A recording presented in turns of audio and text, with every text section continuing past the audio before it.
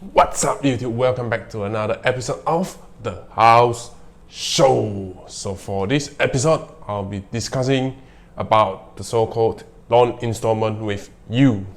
So what is actually the loan installment? What have I learned about loan installment? And loan installment is made up of what? Let's dive in. Before we talk about the loan installment, before we purchase a house or whatever, since most of the time we actually don't have that big amount of capital to actually pay off everything in one go. So the normal practice for buying a house is to pay installment, and that's the best way that you can actually leverage the banking system, which might bring you some benefit as well. What you do is pay it on a monthly basis instead of losing a big bulk of cash in a go. Loan installment actually made up of two components, which are the principal and the interest. The principal means the amount that we borrow from bank. So say if today I were to buy a house at 400,000, so the principal would be 400,000 if I did not pay any down payment. So for the interest, it's based on the entire economy, which is set by the central bank, or in our case we call it the Bank Negara Malaysia. In this period of time, I think it's lowest interest rate for the past 10 years. In fact, if you have a lot of cash in hand which is spare, then you might actually consider this as a good time, I guess, to you, because the interest that you would have to pay is actually lesser compared to when the times are good. The principal is the amount that we loan from banks, and then the interest is what the banks earn from us.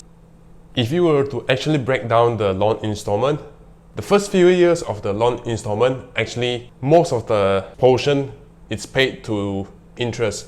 So as you all know, so if I were to buy a property for 400,000, then probably my interest is around 300,000. So if I pay for across 30 years or 35 years, then I'll be paying a total sum of 700,000. If this 300,000, it's interest, it's what the banks earns from me. Since the banks bears the risk of me not paying back them, so they wouldn't want to carry out a business that is unprofitable to them.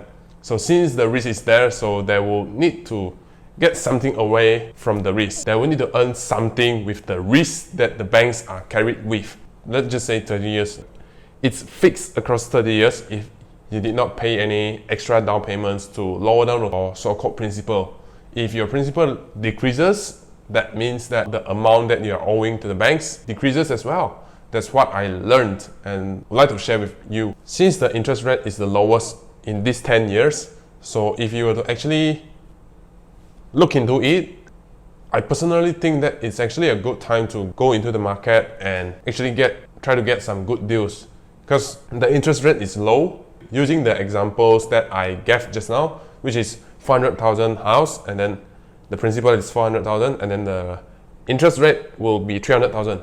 So say if now the interest rate is lowest in 10 years, so that might possibly save me up 100,000 interest, so that becomes 400,000 of principal, and if I paid up everything for 30 years, then that will actually made up to 600,000. My interest is 200,000 across 30 years, because the interest rate that I'm paying is actually lower, which is now. So if you were actually having a lot of extra cash, or you are still considering, I personally think that it's actually a good time to go into the market and get some good deals anywhere. Who knows, you might get something good, right?